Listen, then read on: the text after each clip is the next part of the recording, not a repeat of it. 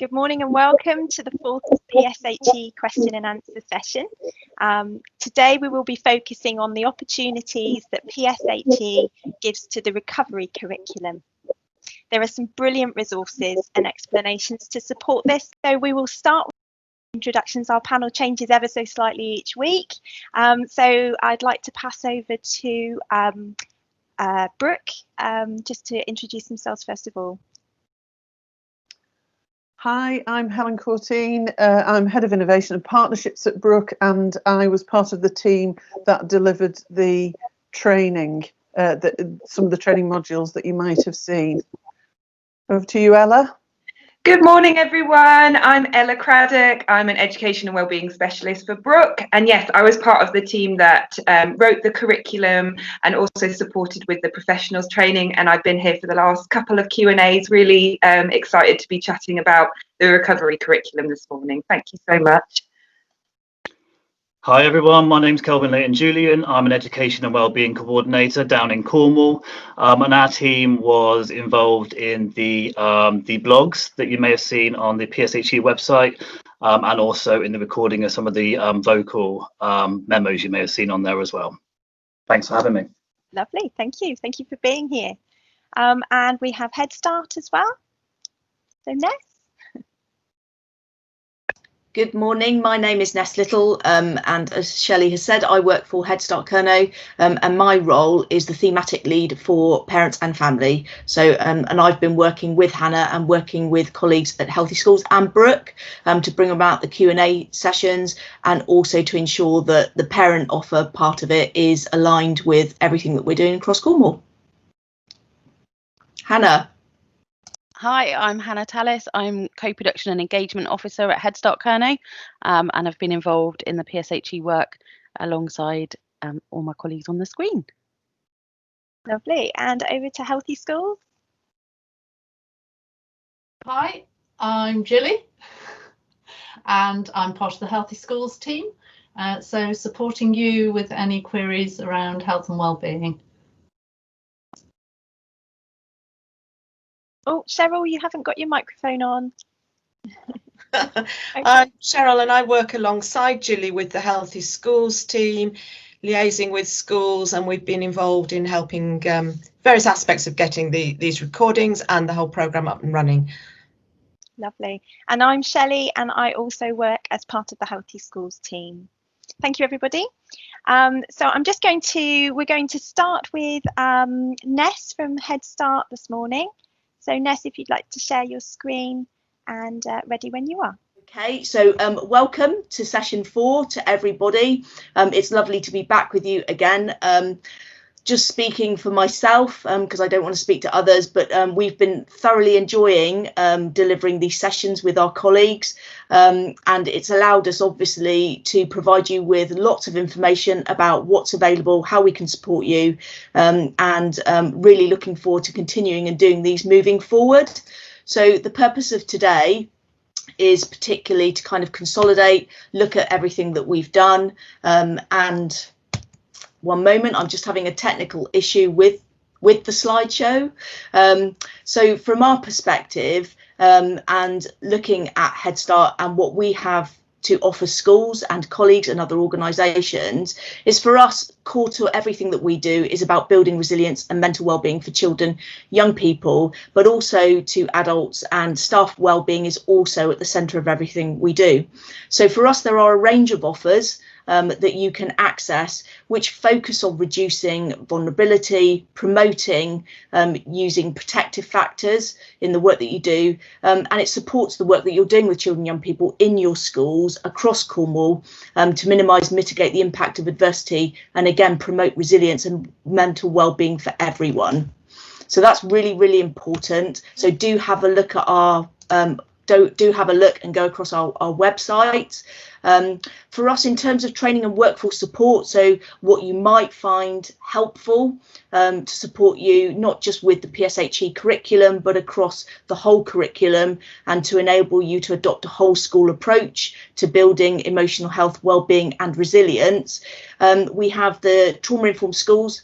So we still have opportunities for you to sign up, albeit quite narrow. There's only a couple of cohorts left now before the programme ends, until we can or can't confirm whether there's an extension. So you can do the 10-day trauma-informed schools training, again, where you'll be a level 5 accredited practitioner able to deliver in your school. There's also the 3 hours awareness sessions, and the practitioner supervision will continue. We also have spaced the parent offer, which is supporting parents and children emotionally. Again, that will be delivered from January, so you can sign up as a school for that, and a lot of that aligns to the PSHE programme and other programmes across Cornwall. Where and weathering the storm, Hannah will speak to that in a moment, as well as the online resilience toolkit, and also other things that we are in development are a toolbooks of Wellbeing, again, that we're doing with Tina Ray, and they're helpful strategies, activities for children, teens, carers and teachers. So again, a great resource that you can use, and again, building on the same storm, different boats, and that we are doing key pieces of work with, for example, Kath Enever, so Children's Rights Officer for Cornwall, again, looking at participation, engagement, which, and again, they're strategies you can adopt in school to help bring out children's voices within your educational settings. We're doing a lot of work around environment and climate and supporting with taking care of our environment around Cornwall.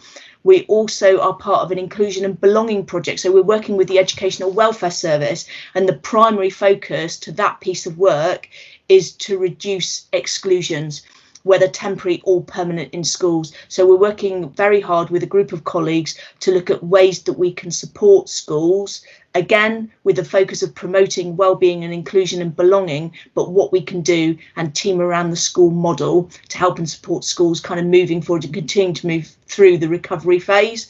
The other thing that we have been doing is working on holiday activities programme. They've been highly successful over the summer and over half term.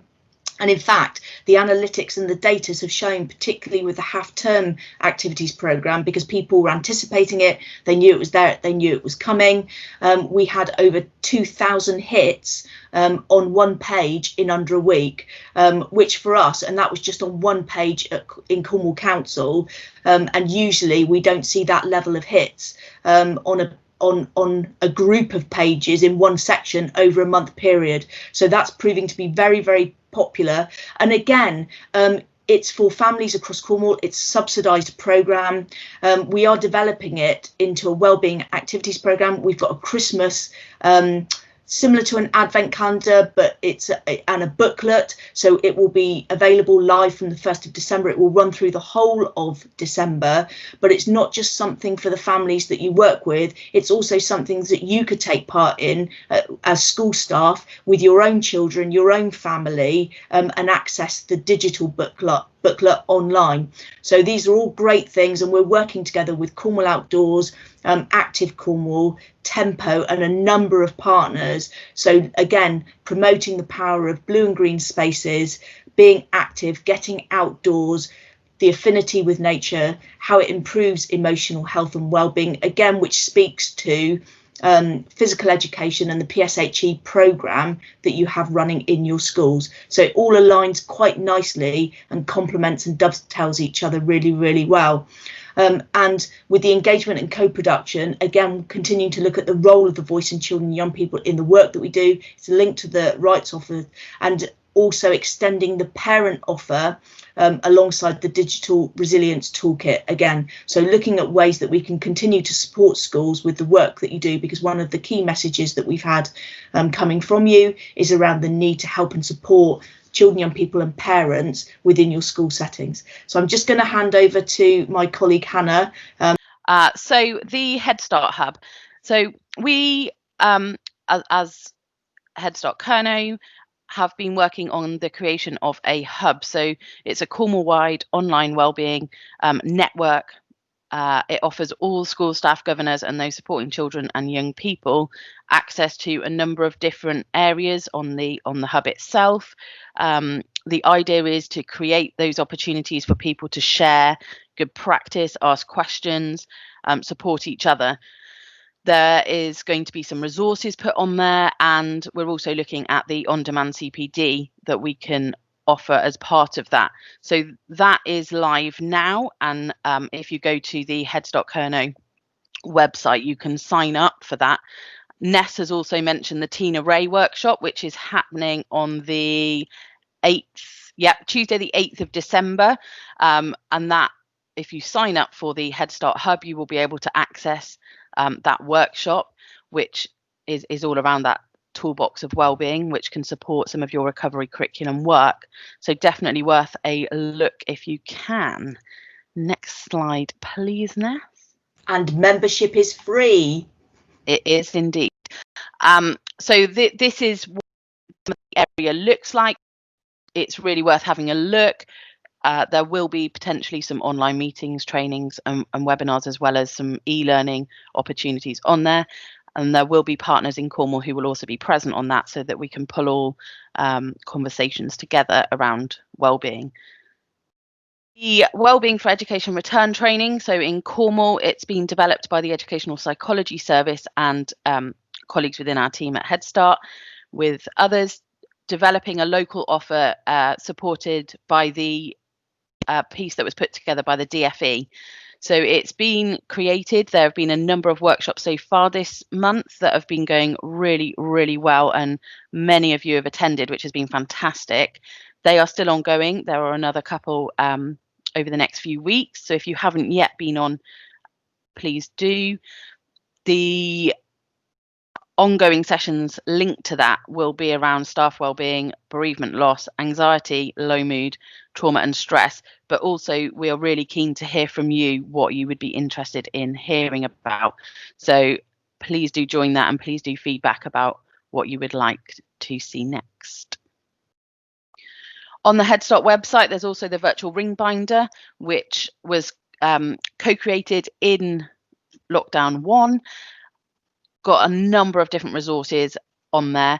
There are a number of different tabs, so you can find support for professionals, you can find support for children and young people, families, training support. So it's another one that is worth having a look at if there is something you want to find out. And again, if you find something that isn't on, we'd love to hear from you. Wellbeing that has been brought up in a number of these conversations and the Q&A sessions. Just a reminder that they're a brilliant way of keeping wellbeing at the forefront of conversations, and thinking about what people can do for themselves to help support their wellbeing and help support them to be resilient in the times that we are in at the moment, which are incredibly challenging for a number of people for a number of different reasons.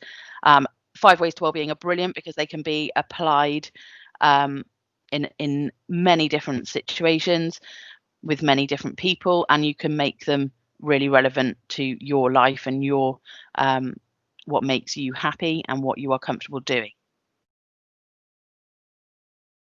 Ness, back over to you. Thank you very much. One of the things that we love at Headstart Kerno, and we include really in a lot of the web pages that we have, the parents pages, and also within our booklets, and is the action calendars. So actionforhappiness.org. They have a calendar every month that they upload every month that you can go onto, and it's a really, really good thing to put up on a classroom, blackboard, whiteboard.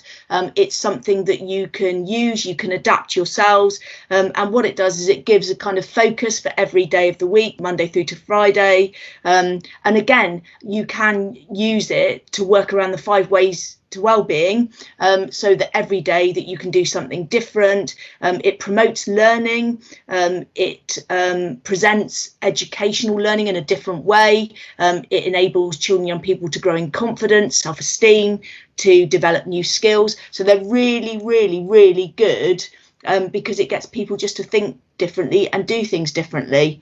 And just to say, thank you very much for listening, and if you do have any questions and you want to speak to either myself, Hannah, or anybody else in the team, then please do just email us at headstartkerno@cornwall.gov.uk, and I'll hand back to Shelley. Thanks very much. Lovely, thank you, Ness and Hannah as well. Lots of really fantastic work going on there, local work going on in Cornwall. So hear everything that you've got. Hello, everybody. Thank you for that, Hannah and Ness. It's just so great to see the resources that are available and the breadth of thinking that there is, and you know, the topics that you cover. It's really brilliant to see. So thank you for that. We're just going to spend a little bit of time thinking about the recovery curriculum between myself and Ella, and then Kelvin is going to share with us a little bit more about the support that the Cornwall Brook team will be able to offer you. And then I think at the end, Shelley, we're going to come back to look at the future of these sessions.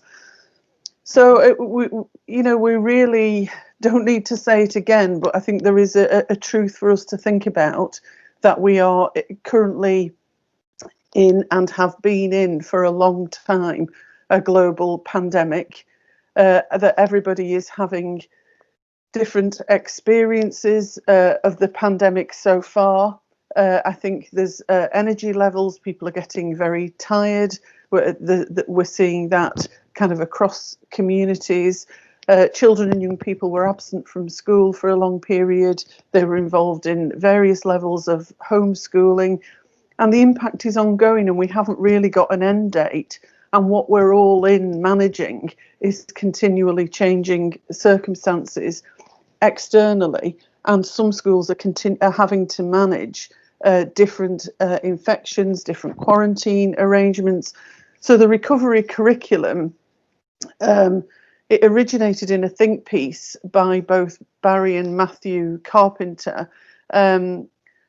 Barry Carpenter is a professor of mental health at Oxford Brookes University, and Matthew Carpenter is the principal of Baxter College. They've since wrote more, and this concept was picked up fairly quickly, because it looked at what he tried to do was say, we can't just, given that we're in the circumstances of a global pandemic, we can't just get children back to school and start thinking about all the stuff that we've missed, that we're behind on Ofsted inspections. We need to get children and young people back. It was an opportunity to reset, because, as he said in his think piece, none of where we are has followed the usual patterns of a school year, with that annual cycle of events that keeps things going. So we are really in different times.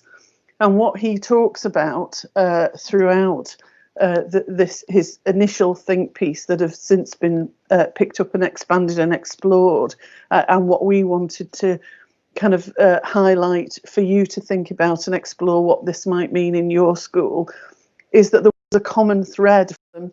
They lost their friendships, they lost their opportunity to learn, and for a lot of children and young people, they lost any freedom at that point in their life to develop and experience and express their own identity. So there's a theme in the curriculum of thinking beyond that they've just lost their learning time in school, and they're behind on their maths, and they're behind on their literacy. So some of the issues that schools are likely to be facing at this point is the children, young people and teachers, because what we are very clear on, and we're very clear on in all of our approaches, that the school is a whole community. So this doesn't just affect children and young people, it affects all the teaching staff, all the support staff, everybody that's part of the community is affected. There's a new physical environment, there are new rules. We're seeing across the board that children and young people are developing fears of contact, or contact with people. It is something now that has to be managed. Being close to people has a very different feel and context. They're dealing with the anxieties of the adults around them in terms of the staff and the parents, and children and others as part of the school community will have possibly suffered bereavement, certainly may have been involved in caring for family members or loved ones, and seeing the ongoing impact of ill health, whether that was caused by the virus or whether that was part of the surrounding health issues that emerged during that period. We are still in, and children and young people will be seeing the news. They will be hearing adults talk about the challenges around infection rates, testing, vaccinations, the need for isolation and quarantine. And then we think about there's missed learning. You know, we come to the missed learning and the gaps that we have in how we're monitoring and seeing where young people are. We'll have delayed Ofsted inspections, which we know generate anxiety, and they're very, very important. And I know Ofsted have been very understanding in terms of their delaying and rescheduling those inspections, but nonetheless they are there for schools to prepare for them. And what we are seeing, and the evidence is building, that the impact of the pandemic and the virus is widening disadvantage in communities. So there's some of the challenges, and in this think piece, and there's a brilliant section on the Headstart website that explores this in your local context and integrates this into the approach of what you can do and how you might respond in a way that's meaningful for your school. He talks about 5 levers, the things that we can use to move forward as we recover and adapt. So the recovery curriculum initially had a focus about getting children and young people back to school, but that in the way we're talking and thinking about it is shifting to how we continue to move forward in a way that's meaningful in a very changeable environment. So the first is relationships, is the importance of the relationships. Teaching is a relational activity. There's no question about that. And that the relationships and that attachment and that missed attachment, and what he talks about is children and young people will have learned in their experience of the pandemic that is changeable and may be withdrawn and may shift. So there is something about the importance of paying attention to the quality of relationships, that those relationships are safe, that they're open and that they're transparent about what is happening with the school. And there are a lot of resources to support us to talk to children and young people about some of the complexities and some of the more challenging aspects of the virus. The second lever is community, and they talk about the community, and the school community will have been used to the way the school operates and used to the way you do things and the way the curriculum works. And it's important as you are making those changes that and adapting and accommodating the current circumstances, that the community is integrated in, that kept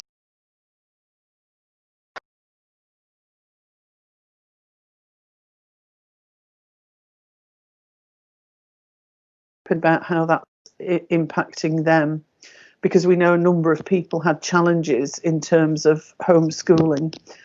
So the next is having a transparent curriculum, and what they talk about is this is an opportunity to reset and to reset our curriculum. And I think this is why we thought it was a really good link to PSHE and what we've been trying to do with this whole project with you across Cornwall and the Isles of Scilly, is to strengthen this curriculum so that it's meaningful in terms of preparing children and young people to look after their own health and well-being, to improve that, and to live as safe, confident, fulfilled adults. So it's about having a curriculum that is transparent, that it's clear, that it works, and that it supports that reset.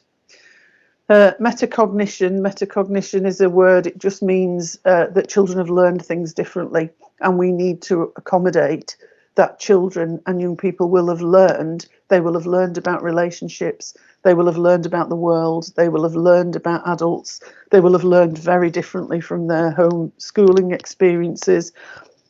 So we need to explore that with them, recognise and value the positive bits, but also think about now how we're slotting them back into the current world and what we hope we will eventually move towards.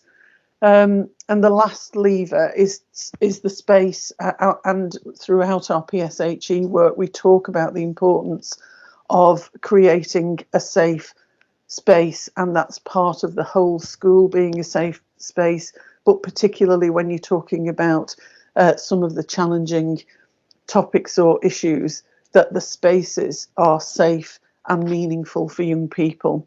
And there's a recommendation, as there always is, with the recovery curriculum, that each school fills it with the content that you believe is best for the children in your school community.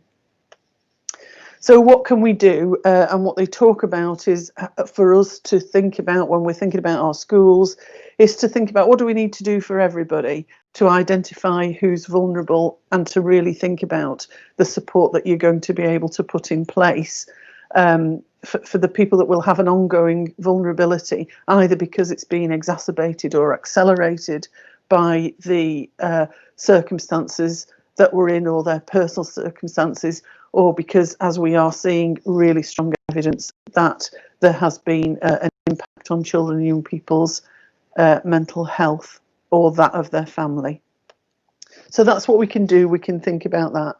And there's some areas for us to think about when we think about that. So we think about pay attention to our staff well-being and to each other and to the resilience to deal with that. And we suggest that this is a really good opportunity for senior leadership to really think about and engage with the staff team, what you can.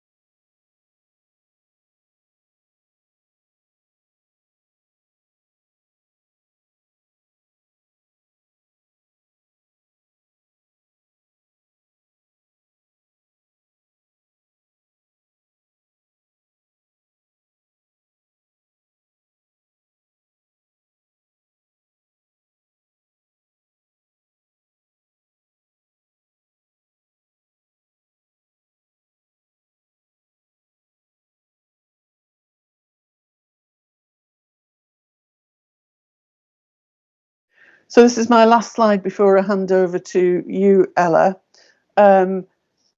where we really believe that this is an opportunity where wherever you are at with PSHE in your school, that both the PSHE curriculum and the approach can really work well with exploring what the recovery curriculum might mean in your school. Because the PSHE curriculum, as this project has created it, has got a really clear pedagogy that lays down foundations. It allows us to build on it. The fantastic approach you're taking in Cornwall, where the primary schools will do, it'll take a while to embed, we know that, but the primary schools are laying the foundation that the secondary schools and FE can develop and build on, that has both an approach and a content. So you've got a really strong pedagogy there already that really lends itself to some of the current challenges in the pandemic. Inherent in the PSHE curriculum is the emphasis on creating a safe learning environment. And already the endeavour of PSHE is teaching topics that have application and relevance in real life contexts. So you're already in that arena. So you can take some of the current issues and you can explore them, and you can shift your curriculum content around a little bit, but you can use those lessons to develop and look at some of the issues that are live and current at the moment. And we know that content and lessons can be added to and amended, and there's a framework within the PSHE curriculum to support you to do this. It also might be an opportunity, with the two things combining, to have those supportive conversations at a senior level that will move the PSHE along along the road that you want to take it within your school. It's a great opportunity to use this situation where we're really having to think differently and we're facing different challenges, is to use that to move that forward. And that gives us the potential for a legacy to strengthen our PSHE. So I'd just like to hand over to Ella, and Ella's just going to talk us through a little bit of the detail about how that might work in the curriculum. So Lovely. There you go. Thanks, Ella. Thank you. Hopefully you can all hear me okay. So I just wanted to give you some specific examples within the PSHE curriculum that we have written and that hopefully you've had a look at and had access to, about how we can support you, how the resources are sort of already in some ways. So we tried to emphasise throughout the curriculum that this was sort of a framework for you delivering your PSHE within school, and it of course fulfills mandatory outcomes, PSHE requirements, but that it should be used flexibly, and that's to meet the needs of your school and your students and the circumstances. So this 2020 has definitely been an example of this, how we can use our resources flexibly to meet needs. So this may mean, of course, you spend a bit longer on certain topics, you move topics around in the academic year, or perhaps you repeat certain topics to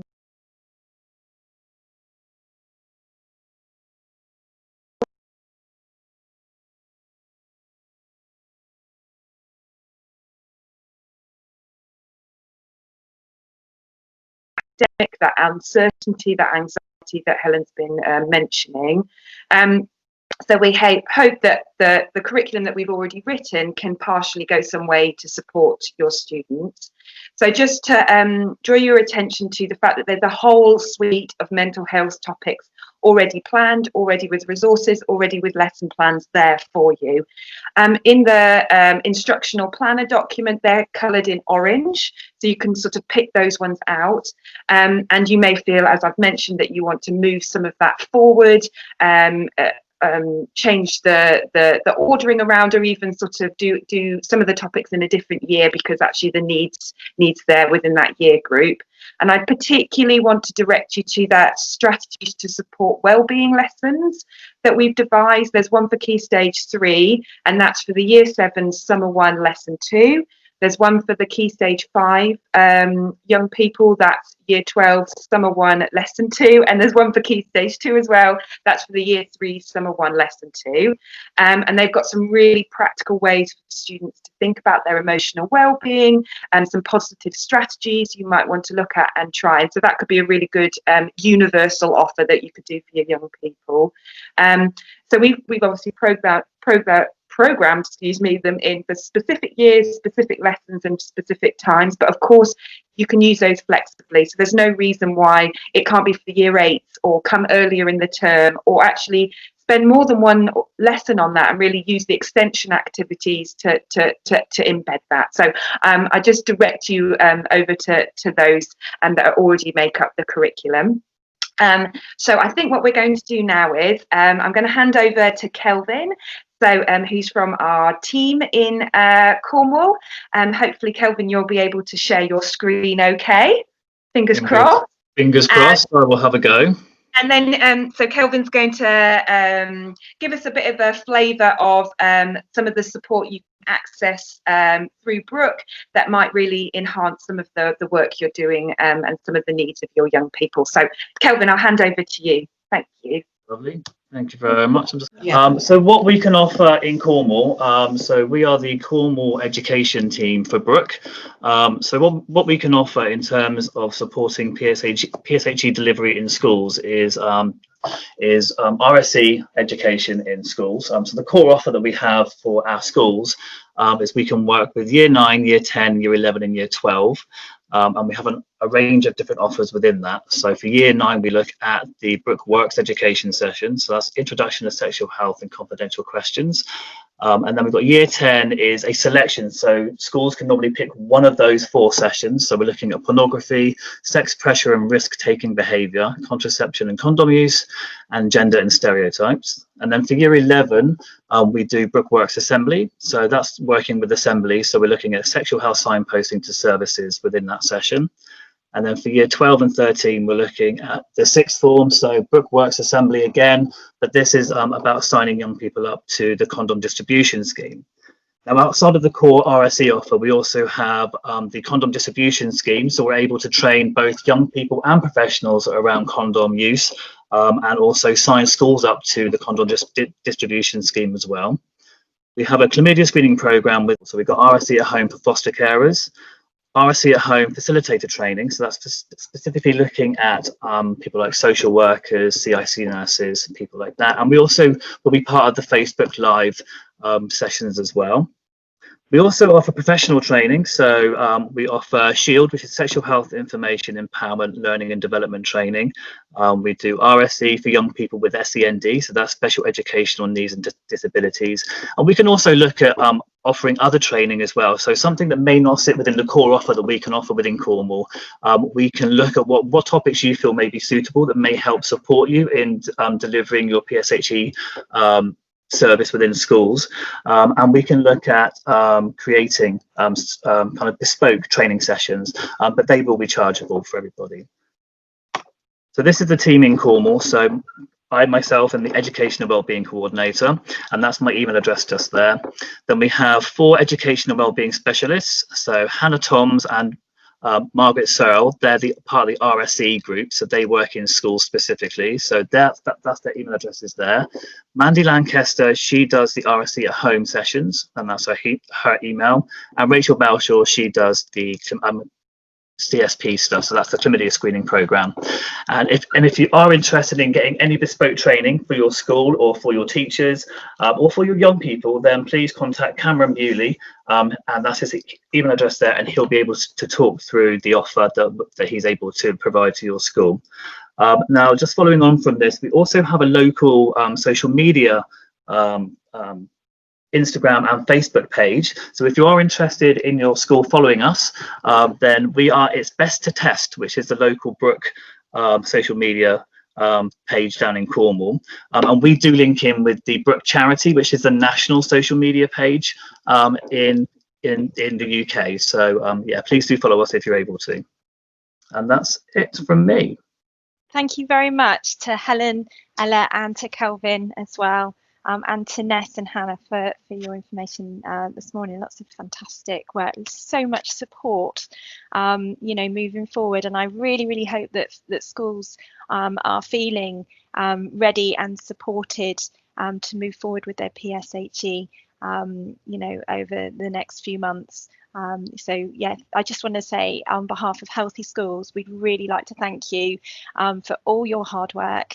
It's been an absolute pleasure collaborating with you. Obviously, it's been an absolute pleasure getting to know you and to see just how much information and support there is out there. Thank you to Brooke for developing the curriculum resources. There's so much there.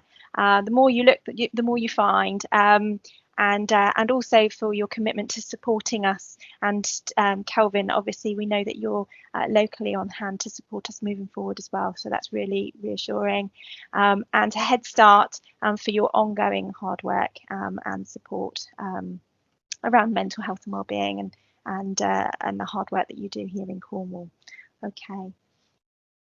So moving forward, Healthy Schools will continue to make sure our website is obviously up to date with as much information as possible. So please take some time to explore the Healthy Schools website. Following this session today, I'm going to be releasing the Healthy Schools newsletter, which has a special focus, a PSHE focus this time. So, and obviously don't forget to contact Healthy Schools if you have any questions. Now, Healthy Schools, moving into the new year, we'll be looking to host some PSHE networking sessions, which will really align and complement the Headstart Hub as well, working together. And it's about, bringing schools together, but with this PSHE focus and sharing good practice and perhaps sharing how you've used some of the resources that have been produced and how you're getting on with those. So we're really looking forward to hosting those. More information will be released into the new year about when those sessions will be. Okay, I think that's it. So thank you for joining us this morning, and I wish you all a very good day.